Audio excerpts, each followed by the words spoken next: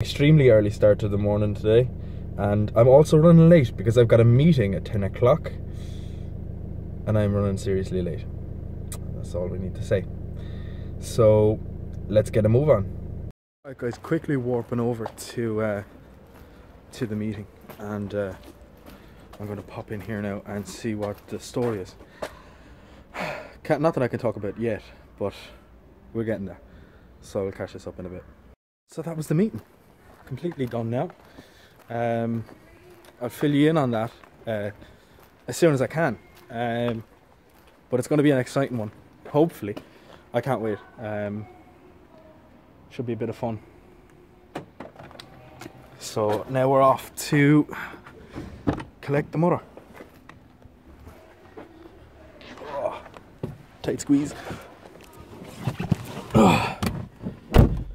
Right, so we will catch this up a little later on. Warping over to Iceland, an unexpected venture to help a friend in need. Right, well, we scooped over to Iceland so Michelle could do some shopping, but that's about it. So we'll catch this up at home. Well, that wasn't one bit eventful because someone wants to go back and get their free play card. We came out to Arcade in Tramore, or Atlantic Arcade, to try our luck with, you know, the loyalty cards you get. Now I've got a tenner on mine, but Michelle decided that she didn't bring her one. Because we didn't know I was coming. Sure, I didn't know either. Oh wait, no, I'm not the community and that my name, though, that's the only thing. I'll have to get.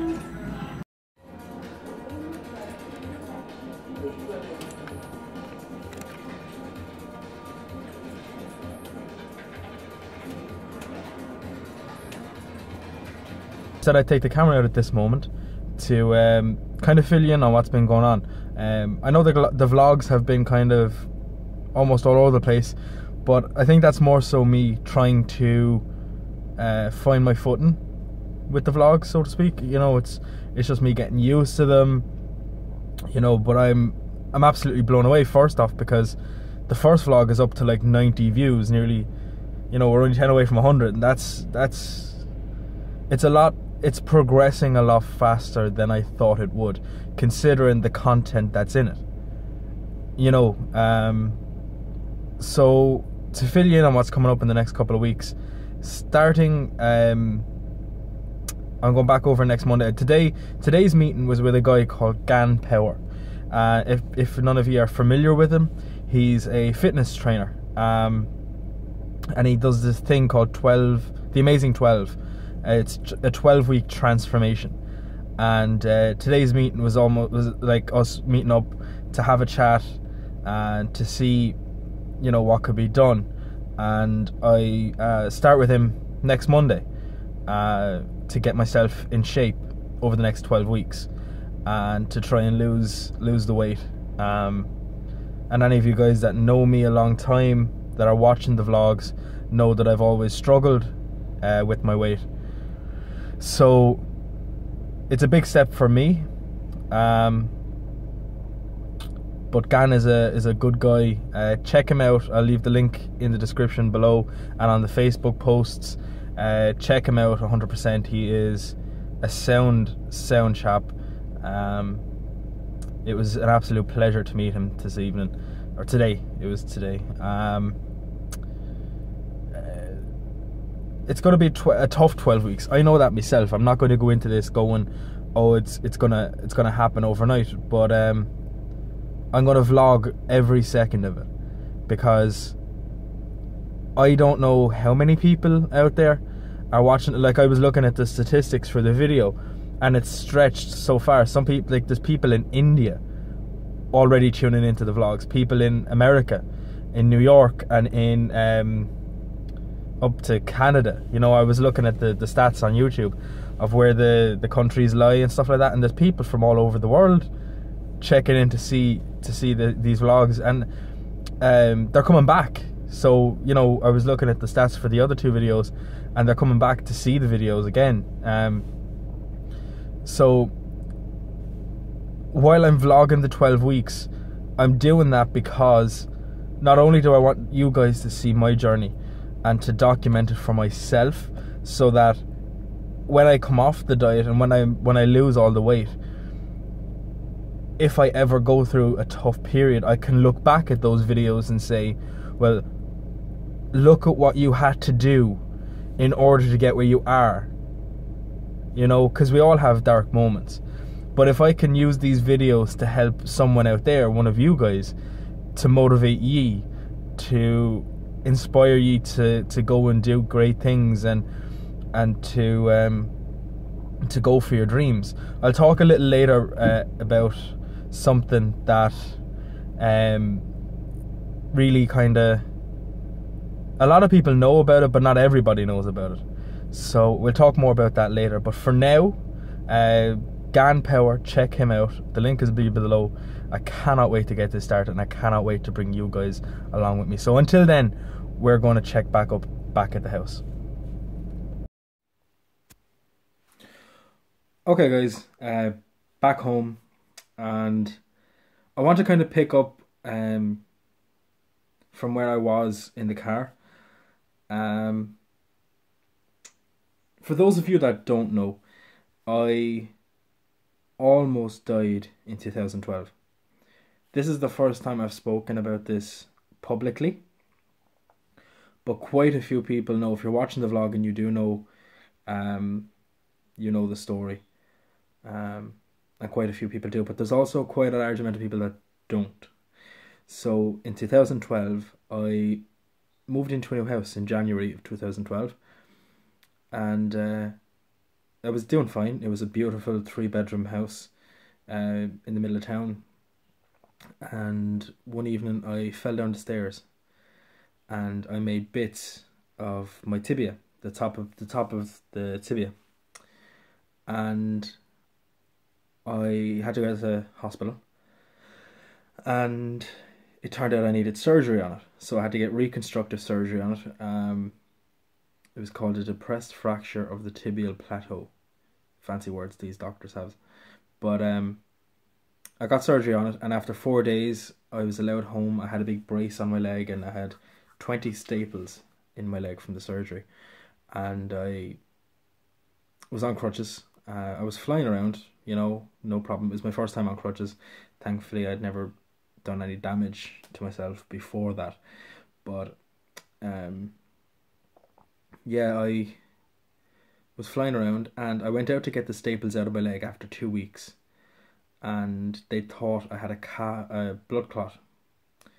They thought I had a blood clot in my calf muscle, and they readmitted me through A&E because at that stage radiology was closed, so they had to scan me in the minor injuries unit. And the scan came back all clear, but until they could get radiology to give me the official all clear, they were going to treat me as if I had a clot. So they gave me injections into the stomach every evening at 7 o'clock to thin my blood. So on the Monday, I got scanned first thing by radiology, and I was given the all clear. From the hip to the foot, they scanned me, and I was given the all clear, not a problem. So I was home, and at that time I had to move out of the house that I had just moved into because there was stairs in it, and I was on crutches, at a brace. I couldn't get up and down the stairs. So I was actually on a single bed in my mum's sitting room, in my mother's sitting room, and she was helping me. She would have to help me into bed every night. She was helping me into bed the Friday after I had seen the radiologist. I had seen the radiologist on the Monday, so on that Friday I was getting helped into bed, and my lips went blue, my face went white, and I wasn't able to breathe. And any of you guys that know me, I'm very stubborn when it comes to things like that, and I wouldn't go to hospital for her. And I managed to hold on until the Tuesday, and it was so bad that by the Tuesday, if I so much as sat up in the bed, I would pass out from not being able to breathe. So it was at that stage I said, okay, something is wrong. So I went out to hospital, and because I had a heart murmur when I was born, they said they would scan my heart as well as my chest. And they sent my mum off. They told her they were readmitting me into hospital. So she went off to get pajamas, chargers, you know, the usual stuff. So while she was gone, they scanned my heart and my lungs with an ultrasound. And I knew something was wrong because the girl operating the machine said, uh-oh, and what's that? And when someone in that profession doesn't know what they've just seen and then say, uh-oh, it's not good. So she went off to get 2 doctors, and they came in, and I was actually speaking to a paramedic friend that I knew, and they told him to leave. The doctors turned to the nurse and said, ring his mother, tell her to get out here now. And they sat down on the bed next to me, and they said that I was going to have to go to the Mater Hospital in Dublin for emergency open heart and lung surgery, that I had massive blood clots in both lungs and 3 out of the 4 chambers in my heart. He also said that he had ordered an ambulance for me, and that when my mother came out, I should tell her everything I need to tell her, because if I made it to Dublin, the chances are I wouldn't make it through the surgery. And me being me, and I think it was more so out of pure shock, I laughed. Straight up, this guy was like basically telling me I was going to die, and I laughed in his face. And I think it was just that raw emotion of shock, you know. And within 5 minutes less, there was an ambulance crew putting me on a gurney, and then my mother burst in the door and instantly like lost it, broke down crying, as any mother would, you know. And the doctors had to bring her outside and explain to her what was going on. And I didn't actually get to speak to her before I left, so she wasn't allowed to come with me in the ambulance because it was so packed. They sent up an anaesthetist, they sent up a trauma nurse, and the ambulance crew, and they had a defibrillator sitting on my lap just in case. These guys really believed that I was going to die. So we booted it to Dublin. I think we got to Dublin in less than an hour. Might have been just over an hour. I'm not sure, but because it seemed to go so fast for me. But I remember we met a Garda escort, a police escort outside Dublin, and they brought us through the traffic and to the Mater Hospital. And it was very much a Grey's Anatomy kind of scene. You know, there was surgical members waiting at the door for me, and they brought me straight down to the theatre. And as we were going down, they got my mum on the phone so that I could tell her those things, you know, that everything was going to be okay and goodbye, essentially. And as I was talking to her, I was kind of hyping myself up for it. And we started passing x-ray, which means that there was lead in the walls, so the phone cut off. And the surgeon went out to try and call my mum back. And by the time she had come back in, I was already asleep. And she had asked my mum, is there anything you want me to tell him? My mum just said, tell him I love him. But by the time she had come back in, I was already asleep. The surgery lasted for 9 hours. And for 1 full hour, they couldn't keep me alive. So I kept going into cardiac arrest. My heart kept stopping. Essentially what they had to do was they had to break my chest. They had to take out both lungs, take out the heart, clean them out and put them back. because there was clots in both lungs, and then it was in the 3 out of 4 chambers of my heart had clots in them. So the only other place that the clot could go was my brain, and if that happened, instant stroke, instant death. So they were under pressure. So the surgeon came out and spoke to my mum halfway through the surgery and said that they were going to put me into a medically induced coma for 4 days to kind of allow my body to heal after such trauma. And they said that when they were going to wake me up from the coma, I would be 98% likely to have a massive heart attack or a stroke. And if that happened, I would be in a vegetated state for life, or I would just pass away. So my poor mother wasn't living on much hope. You know, her 20-year-old son in the next room, either going to die or be in a vegetated state for life. You know, and it's, people say to me, "Oh, you've been through the wars, you know, Dean, you've been through the wars, you've been through a lot." At that moment in time, as gruesome as it all sounded, I didn't know any different.